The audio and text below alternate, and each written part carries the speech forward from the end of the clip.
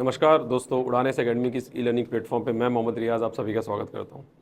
आज हम बात करेंगे आर्टिकल 111 विधेयक पर हस्ताक्षर कर उसे कानून बनाने की शक्ति यानी कि वीटो पावर के बारे में। वीटो पावर प्रेसिडेंट के पास कितने हैं, कब इस्तेमाल कर सकते हैं, कौन से इस्तेमाल कर सकते हैं, किस विधेयक में इस्तेमाल कर सकते हैं, इस पर हम बात करेंगे। लेकिन उससे पहले आपको दो इन्फॉर्मेशन देना चाहूँगा। पहला इन्फॉर्मेशन है CGPSC प्री और व्यापम की कॉम्बो बैच, इंटीग्रेटेड बैच होगी ये, और व्यापम के कई एग्जाम के लिए भी फायदेमंद होगी, जैसे अमीन पटवारी, revenue inspector, food inspector, hostel warden जैसे एग्जाम में भी आपके लिए फायदेमंद होगी। 8 सितंबर 2025 से बैच स्टार्ट होगी। इवनिंग बैच होगी 5:30 से 8:30। याद रखिएगा, हमारे हेड ऑफिस में बैच स्टार्ट हो रही है और उड़ान IAS एकेडमी के जो फैकल्टी हैं, ठीक है, उनके द्वारा ये क्लासेस ली जाएगी, यानी विषय विशेषज्ञों द्वारा ये क्लास ली जाएगी। इसके अलावा प्रथम 50 विद्यार्थियों पर छूट में 20% की फीस में छूट दी जाएगी और इस बैच के साथ बुक्स और नोट्स बैग प्रोवाइड करवाया जाएगा।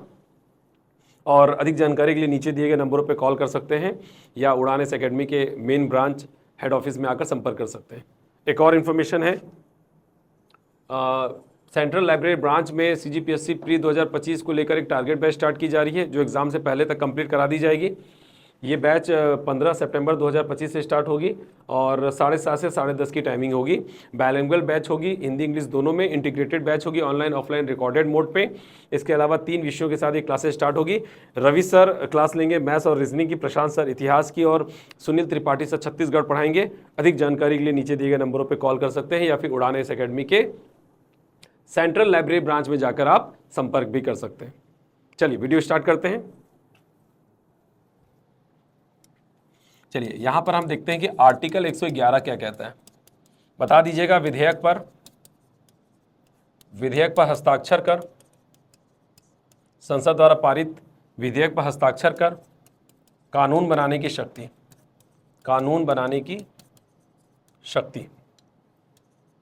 प्रेसिडेंट की।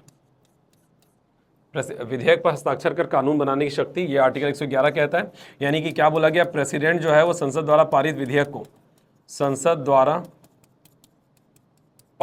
विधेयक को, जब मैं संसद कहता हूं ना, इसका मतलब लोकसभा राज्यसभा दोनों है ना, संसद द्वारा पारित विधेयक को यथाशीघ्र क्या करेगा, लौटा देगा। लेकिन इसमें यथाशीघ्र लौटा देगा, इसका मतलब ये स्पष्ट नहीं किया गया कि कितने समय में लौटाएगा। इसलिए इसका लाभ उठाकर प्रेसिडेंट इसे अनिश्चित काल तक अपने पास रोक के रख सकता है।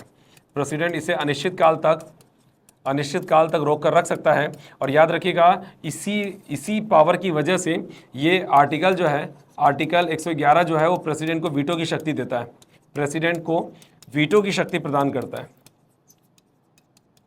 यानी कि किसी कानून को अगर आप रोक सकते हैं तो वही तो वीटो है। किसी कानून को रोक पाना ही तो वीटो है। मैं आपको बता दूं 3 प्रकार के वीटो पावर होते हैं। चलिए, तो सबसे पहला है आपका पूर्ण या आत्यंतिक वीटो, जिसको बोलते हैं एब्सोल्यूट वीटो, दूसरा हो गया आपका निलंबनकारी वीटो। क्या बोलेंगे, निलंबनकारी वीटो, जिसको बोलते हैं सस्पेंसिव वीटो। और तीसरा हो गया आपका जेबी वीटो, यानी कि पॉकेट वीटो। अब देखिए, एक एक करके सबके बारे में देखिएगा। ये जो पूर्ण या आत्यंतिक वीटो होता है, इसमें प्रेसिडेंट क्या होता है, इस वीटो के तहत प्रेसिडेंट किसी विधेयक को पूर्ण तौर पे मना कर देता है, पूर्ण तौर पे या सीधे तौर पे मना कर देता है। सीधे तौर पे बोलता है, ना तौर पर मना कर देता है, सीधे तौर पर मना कर देता है, साइन नहीं करूंगा, सीधा मना कर देता है। निलंबनकारी वीटो में इस वीटो के तहत प्रेसिडेंट किसी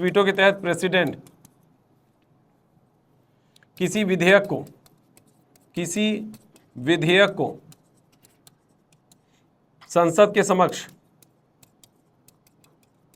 पुनर्विचार के लिए भेज सकता है। इस वीटो के तहत प्रेसिडेंट किसी विधेयक को संसद के समक्ष पुनर्विचार के लिए भेज सकता है। यहां पर ध्यान देने वाली चीज यह है कि अगर संसद ने उस उस बिल को उसी रूप में पुनः पारित कर देती है। ये पारित कैसा होगा? साधारण बहुमत से अगर पुनः पारित कर देती है तो प्रेसिडेंट के लिए ये बाध्यकारी हो जाएगा कि वो क्या करे? हस्ताक्षर करे। अगर दोबारा संसद ने पारित करके भेज दिया तो प्रेसिडेंट के लिए बाध्यकारी होता है कि वो हस्ताक्षर करे। यहां पर ध्यान देने वाली चीज क्या है?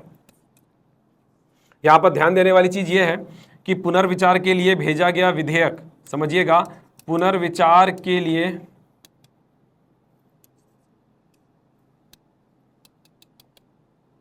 यहां पे ध्यान दीजिएगा कि पुनर्विचार के लिए भेजा गया विधेयक अगर, ध्यान दीजिएगा, अगर पुनर्विचार के लिए भेजा गया विधेयक अगर साधारण बहुमत से पारित हो रहा है, तो उसे बोलेंगे निलंबनकारी वीटो। अगर वो विशेष बहुमत से पारित होकर आ रहा है, तो उसे बोलेंगे विशेषित वीटो। याद रखिएगा, हमारे यहाँ इंडिया में साधारण बहुमत से पारित होकर आता है, इसलिए वो निलंबनकारी वीटो है। अमेरिका में वो विशेष बहुमत से पारित होकर आएगा तो वो विशेषित वीटो है। ये याद रखिएगा, ठीक है? समझ रहे हैं आप? और एक बात और याद रखिएगा कि इस निलंबनकारी वीटो को 44वां संविधान संशोधन 1978 से पुनः स्थापित किया गया। इस वीटो को पुनः स्थापित किया गया। ये खत्म हो गया था, इसका प्रभाव खत्म हो गया था। फिर आप बोले कैसे? तो यहां देखिएगा, 42वां संविधान संशोधन 1976 में, चलिए 74(1) में क्या बोला गया कि जो राष्ट्रपति है, राष्ट्रपति मंत्रिपरिषद की सलाह के अनुसार कार्य करेगा। राष्ट्रपति क्या करेगा? मंत्रिपरिषद की सलाह के अनुसार क्या करेगा? कार्य करेगा। राष्ट्रपति जो है मंत्रिपरिषद की सलाह के अनुसार कार्य करेगा। इसका मतलब यह है कि राष्ट्रपति मंत्रिपरिषद की सलाह को मानने के लिए बाध्यकारी है। मंत्रिपरिषद की सलाह को मानने के लिए क्या है? बाध्यकारी है। मानने के लिए बाध्यकारी है। यहां पर समझिएगा, तो अगर वो मंत्रिपरिषद की सलाह को मानने के लिए बाध्यकारी है तो प्रेसिडेंट किसी भी विधेयक को, जो किसी मंत्री द्वारा पेश किया जाता है, किसी विधेयक को पुनर्विचार के लिए नहीं भेज सकता। यानी कि निलंबनकारी वीटो का प्रभाव यहां पर क्या देखने को मिल रहा है? समाप्त, कि पुनर्विचार के लिए नहीं भेज सकता। क्यों? क्योंकि राष्ट्रपति मंत्री, इस आर्टिकल को ध्यान से हाईलाइट किया गया कि राष्ट्रपति मंत्रिपरिषद की सलाह के अनुसार कार्य करेगा, और जब मंत्रिपरिषद की सलाह पर राष्ट्रपति कार्य कर रहा है तो मंत्रिपरिषद की सलाह को मानने के लिए वो बाध्यकारी है। जब मंत्रिपरिषद ने कोई विधेयक भेजा तो उसकी सलाह को, उस विधेयक को मानना प्रेसिडेंट के लिए बाध्यकारी है, तो वो उसे पुनर्विचार के लिए भेज ही नहीं सकता।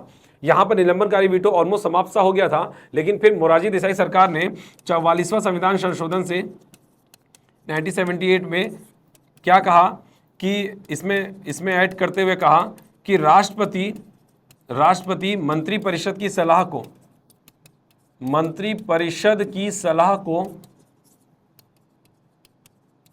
एक बार पुनर्विचार के लिए भेज सकता है। एक बार पुनर्विचार के लिए भेज सकता है। तो जब एक बार पुनर्विचार के लिए भेज सकता है तो ठीक है, एक बार पुनर्विचार के लिए भेज देगा। फिर अगर संसद उसे साधारण बहुमत से उसी रूप में पारित कर दे तो प्रेसिडेंट के लिए हस्ताक्षर करना क्या हो जाएगा? बाध्यकारी हो जाएगा। तो एक बार पुनर्विचार के लिए भेज सकता है। इसने निलंबनकारी वीटो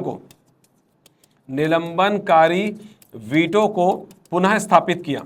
इस पावर को, इस वीटो को पुनः क्या किया? स्थापित किया। तो याद रखिएगा, किस संविधान संशोधन ने निलंबनकारी वीटो को फिर से स्थापित किया, फिर से जीवित किया? तो 44वां संविधान संशोधन 1978 ने उसे फिर से जीवित किया। और जब यहां पर पॉकेट वीटो की बात करें तो इस वीटो के तहत प्रेसिडेंट जो है वो किसी विधेयक को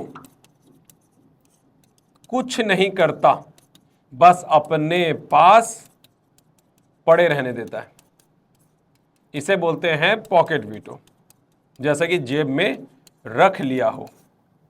ज्ञानी जैल सिंह ने इसका एक बार प्रयोग किया था भारतीय डाक संशोधन अधिनियम 1986 में, तो वो है जेबी वीटो।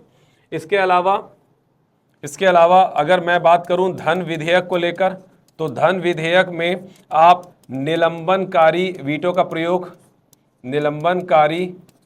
प्रयोग नहीं कर सकते। और संविधान संशोधन की बात करें, संविधान संशोधन विधेयक की बात करें, इसमें आप किसी भी वीटो का प्रयोग नहीं कर सकते, कोई भी वीटो का प्रयोग नहीं कर सकते, ये याद रखिएगा।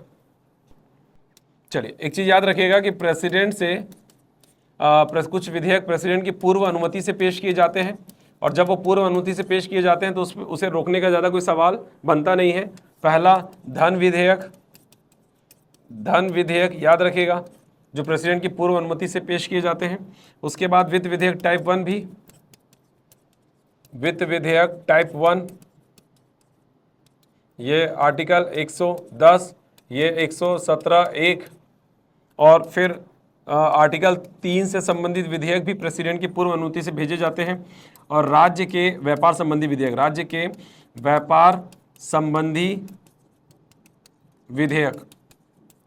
व्यापार संबंधी विधेयक भी प्रेसिडेंट की पूर्व अनुमति से भेजे जाते हैं। तो ज़्यादा सवाल ये नहीं होता कि प्रेसिडेंट उसे क्या करे, वीटो का पावर इस्तेमाल करे उसमें, ठीक है। तो ये हो गई आर्टिकल 111, ठीक है, याद रखिएगा, बहुत इंपॉर्टेंट आर्टिकल है। इसी आर्टिकल के तहत प्रेसिडेंट किसी भी विधेयक पर साइन करता है, और वो विधेयक जो है वो क्या बन जाता है, कानून बन जाता है, अधिनियम बन जाता है, एक्ट बन जाता है। चलिए, तो ये याद रखिएगा। तो ये आपका आर्टिकल 111, ठीक है, वीटो के पावर के संबंध में। तो अगर ये वीडियो आपको पसंद आया हो तो वीडियो को, इस चैनल को लाइक और सब्सक्राइब ज़रूर करें, और वीडियो को लाइक का बटन ज़रूर दबाएं, और मिलते हैं अपने और नए वीडियो के साथ। धन्यवाद, टेक केयर, ख्याल रखिएगा।